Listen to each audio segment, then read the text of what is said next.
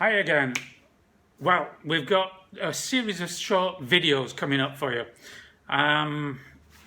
We'll try and keep these pretty succinct, but there's a few things that you really need to know to get to the next level. And what I'm going to do is start off with a couple of things that really bothered me in the past. One is I found it really frustrating being with people who professed to, for example, be teaching a particular subject area, but seemed to be incapable of defining what they meant by that subject area. So, don't let yourself drop into that scenario. That's an amateur scenario. Where we're heading, it's pro. So the first thing you need to be able to do is to define what it is you're doing.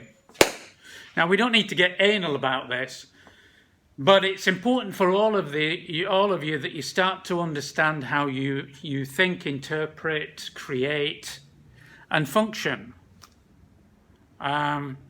So, in my case, for example, most of us are the members and the faculty are involved in art in one way or another. So what do we mean by art? What is art? Well, on a personal level, I use it as a form of language to interpret what's out there in the universe, obviously using senses and experience, etc. I process that data through thought, and frequently in the art game, as we're creatives, we imagine some kind of outcome. I trained in 3D, I'm now working primarily in 2D, two dimensions. So my result after that process is usually a two-dimensional image. Super important that whether you consider yourself to be the fine artist, the fashion designer, the photographer, the filmmaker, the architect, the designer, that you have a clear understanding and something that you can communicate to colleagues in terms of a definition of what it is you're doing and how you approach that subject area. As already stated, I like to think of art as a visual language. Of course, the musician is involved in a very similar process, but they're not using the same language. The writer, the author, is using a similar process, but it's not the same language. So obviously you have different outcomes. What do they have in common? They have much in common. Much of the process is very similar.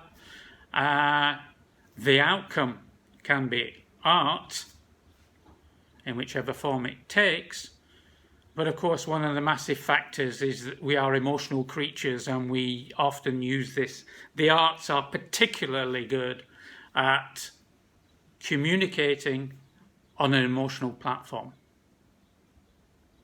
Who hasn't listened to that piece of music that's brought you to tears? Or been blown away by that sculpture that you nearly walked into? Or the scale and beauty of a building? There comes a point in many of these exercises where we might define them, the outcome, as being art.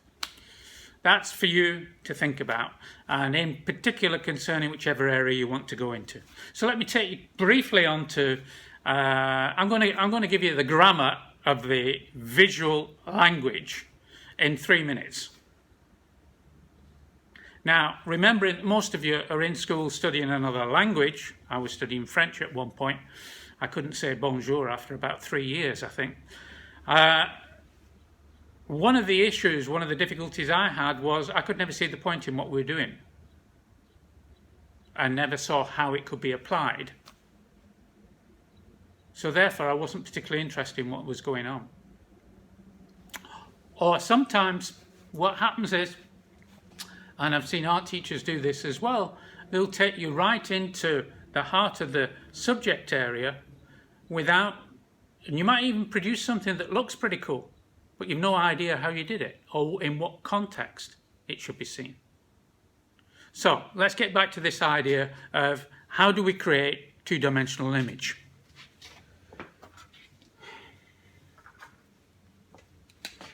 Well, most of the images that you see, certainly in a printed format, will be created by dots. If it's on a screen, which is obviously where most of the visual language lives these days, then it's going to be in pixels, which is just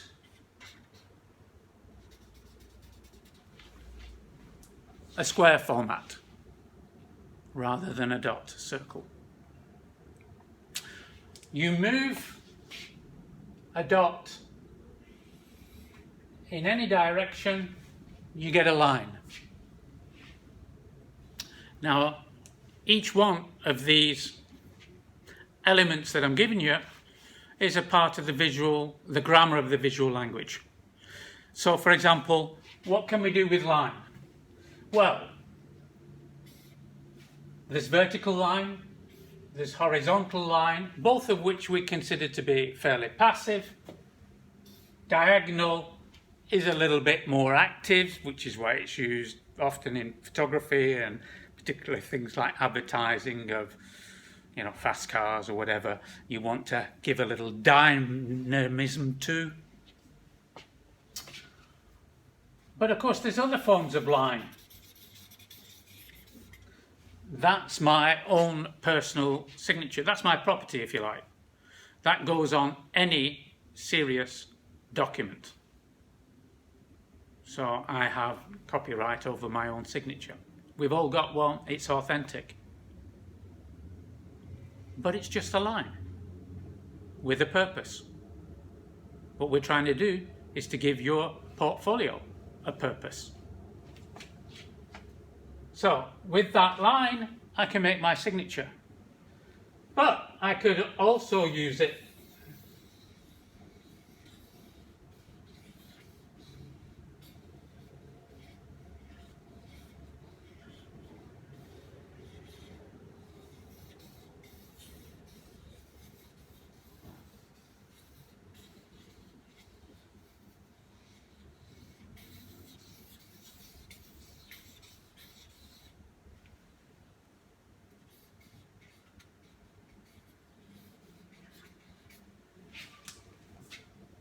to sketch out a character.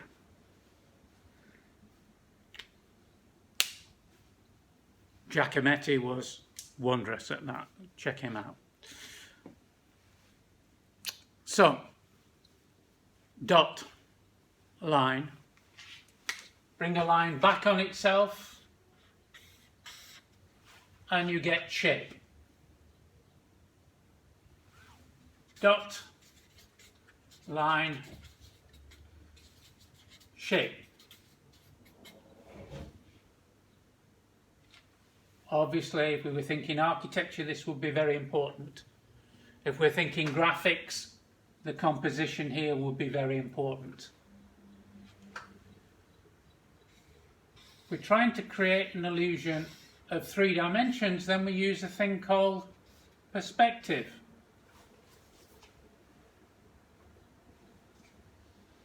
Now, one of the things you should never forget when you're involved in the visual language, of course, is that much of what we're doing is an illusion. That box is not a box.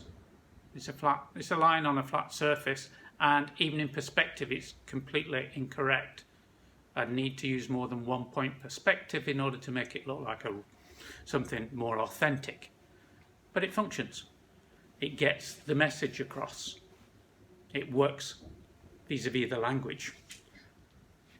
Dot, line, shape, form 3 dimensions. In this case, done through perspective.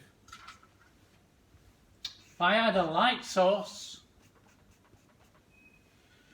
then I can render this object to make it look as though it's three-dimensional. All I've done there is go layer 1, layer 2, layer 3, and it's beginning to look like a box. Of course, I could add a shadow, cast shadow, make it look more like a box. I could work into it with an eraser to start to make it look like plastic or wood or whatever it is I want to suggest. Render it. The rendering process is particularly important to things like industrial designers. Americans would call it product design. Dot, line, shape, form. What are we missing? Well, I touched on it there. Texture, which is where the rendering would come in. So if you're involved in industrial design, then you're going to have to make that watch look as though it's made out of metal or glass or perspex or whatever it's constructed from. If you're designing a chair, you want to see what the material is. That's where the rendering comes in. Now, of course, much of this can be done either by hand or digitally. But the point I'm trying to make to you today is if you don't have the basics, it's like not having any foundations to your buildings. You don't understand how it's happening. Dot, line, shape, form, texture, and the big D is colour. I'm British, so I tend to make the words complicated. Colour. Well, something like 2.5 million possible colours on the screen of a laptop that's sitting over there on the table. Each one of these areas, if you like, you could spend your life researching in. But it's important that you understand that invariably within the language and with whatever your outcome's going to be, you're likely to be dipping into this grammatical scenario in more than one area. You may well be using first line, then tonal value, then colour. Frequently easiest to do it in that order. Doesn't have to be done that way, but it is important that you start to get a feel of that whole thing. Dot, line, shape, form, texture, colour. If you've already got that, then you understand how we construct most two-dimensional images. Now, if you've got that alongside your definition of what you're most interested in, we're ready to go to a higher level. We've got the foundations on which we can start to construct. Nothing looks worse than when you're trying to project yourself at that level and somebody asks you a basic question and you can't answer it. So, that was what probably takes the language teacher 3 or 4 years to do. In our case, there's enough there if you get it to get you through to university, where you can really start to open up some of these different elements and play with the language. I wish you well. Look forward to seeing you on the next video.